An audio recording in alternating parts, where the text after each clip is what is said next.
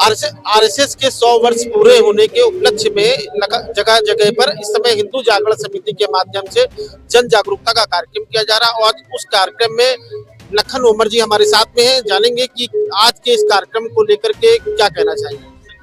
देखिए, राष्ट्रीय स्वयंसेवक संघ की स्थापना के 100 वर्ष पूर्ण हुए हैं। तो माननीय सरसंघचालक जी की इच्छा थी कि हम लोग गांव-गांव, गली-गली संघ का प्रचार करें, हिंदुत्व का प्रचार करें, सनातन का प्रचार करें और जो हमारे जाति में, धर्मों में तमाम उनमें बटे हुए उनको सबको एक छत के नीचे लाएं। तो उसी श्रृंखला के अंतर्गत ये सब कार्यक्रम पूरे देश में चल रहे हैं। गली गली, मोहल्ले मोहल्ले हम लोगों ने घर घर संपर्क किया है। उसके बाद ये हिंदू सम्मेलन हर जो संघ के बस्तियां हैं उनमें हो रहे हैं। तो हमें उम्मीद है कि इस कार्यक्रम से, ऐसे कार्यक्रमों से हिंदुओं में एकजुटता आएगी, सनातन का प्रचार होगा और जो हम लोग टुकड़ों में बटे हुए हैं, विभिन्न धर्मों में, जातियों में बटे हुए हैं, उससे भी हम लोग मजबूत होंगे, हम लोग एकजुट होंगे। यही संघ का उद्देश्य है। लखन जी, आज ही एक ताजी घटना हुई है। बांग्लादेश में एक हिंदू का मर्डर कर दिया गया। लगातार बांग्लादेश से इस तरह की घटनाओं की सूचनाएं आ रही है कि हिंदुओं के ऊपर आक्रमण किए जा रहे हैं। क्या कहना चाहिए? देखिए, हमारे योगी जी ने भी कहा, मोदी, कि हम कटेंगे तो बटेंगे।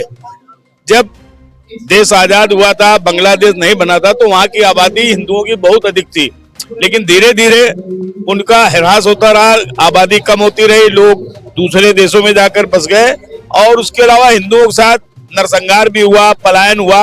और पलायन का परिणाम यह है कि वहां पर आबादी कम हो गई। जब चाहते जहां चाहते जिसको मार देते हैं। तो चूंकि बांग्लादेश में हमारा कोई मतलब प्रशासन नहीं, शासन नहीं, तो इसलिए जो सरकार कर सकती है वो कर रही है, लेकिन इसका पूरे भारतवर्ष में विरोध होना चाहिए। लेकिन जी, एक बात और आती है कि जनसंख्या नियंत्रण कानून पर चर्चा बहुत हुई, लेकिन अभी भी 10 वर्ष मतलब उससे ज्यादा का समय हो गया मोदी सरकार को, लेकिन जनसंख्या नियंत्रण जैसे विषय मतलब एक महत्वपूर्ण कानून पर कोई बात नहीं होती, कोई चर्चा अभी भी मजबूती से स्टैंड नहीं लिया जाता। क्या लगता है कि जनसंख्या नियंत्रण कानून भविष्य के भारत के लिए जरूरी है या नहीं? देखिए, जनसंख्या नियंत्रण कानून बहुत जरूरी है, ये होना चाहिए। हम लोग देखते हैं अपने ही घर में, देखे कि हमारे 1 या 2 बच्चे, दूसरे समुदाय के जो लोग रहते हैं उनके 10 बच्चे, 12 बच्चे, कई बहु विवाह भी करते हैं, उनसे इतने बच्चे पैदा हो जाते हैं कि वो आबादी का संतुलन खराब कर रहे हैं। तो आगे चल के भारत देश में भी समस्या आने वाली है। मेरा अनुरोध है मोदी जी से, प्रधानमंत्री जी से, कि जनसंख्या नियंत्रण कानून भविष्य में जरूर लाएं, तभी इस देश का कल्याण होगा, तभी इस देश का विकास होगा।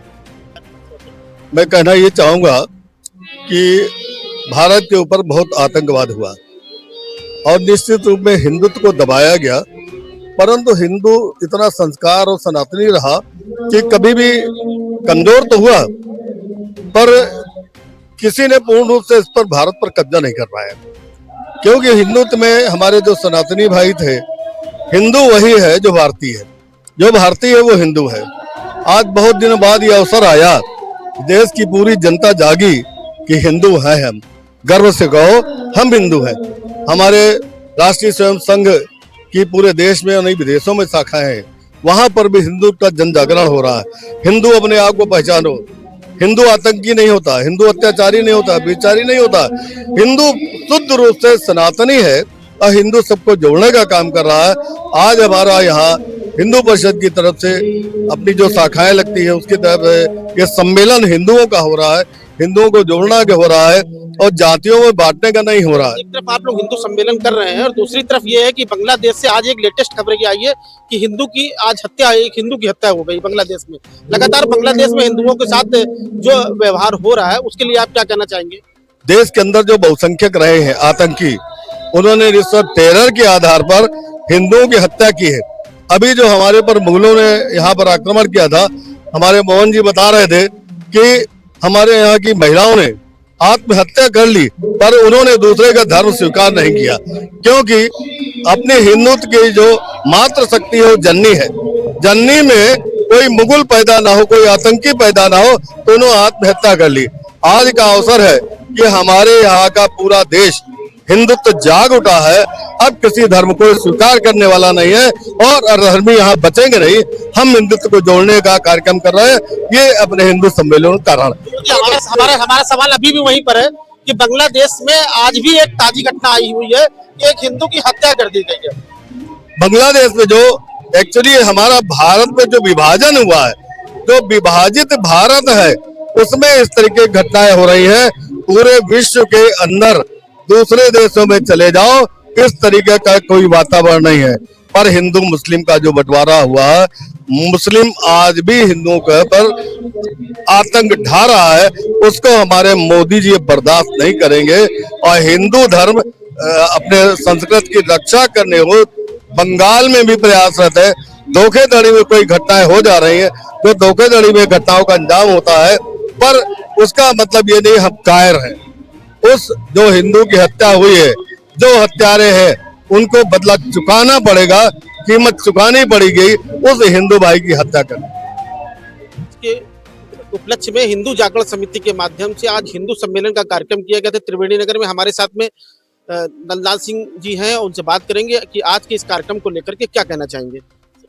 ये कार्यक्रम जो है बहुत बढ़िया रहा और हमारे जो समिति है और हमारे त्रिवेणी नगर के लोग जो है इससे बड़े प्रभावित हुए कि हमको जो है इससे काफ़ी वक्ता भी बड़े अच्छे लोग थे, जिन्होंने हमारे संगठन के बारे में इस वर्तमान समय में अगर हम संगठित नहीं होंगे तो हमारी हालत जैसे बांग्लादेश है इस तरह से होगी।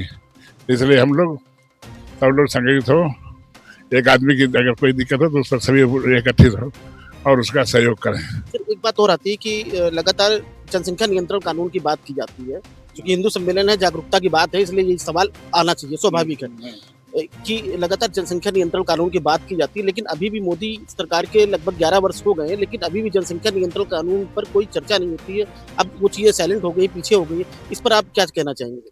इसमें ऐसा है कि उसमें विचार किया जा रहा है, बड़ा काफ़ी अब ये हो रहा है कि हमारी जो संख्या कम होती जा रही है और मुसलमानों की संख्या बढ़ती जा रही है, जिससे जो है स्थिति ऐसी हो जाएगी जो कि यहाँ जो चुनाव समिति होती है, अब वो संख्या में जब अधिक हो जाएंगे तो उनका राज्य हो गया, तो इसलिए उस पर रखा गया है। फिर इसकी आवश्यकता कितना महसूस करते हैं? इसकी कितनी आवश्यकता है? नहीं, आवश्यकता जरूर बहुत जरूरी है, बहुत जरूरी है।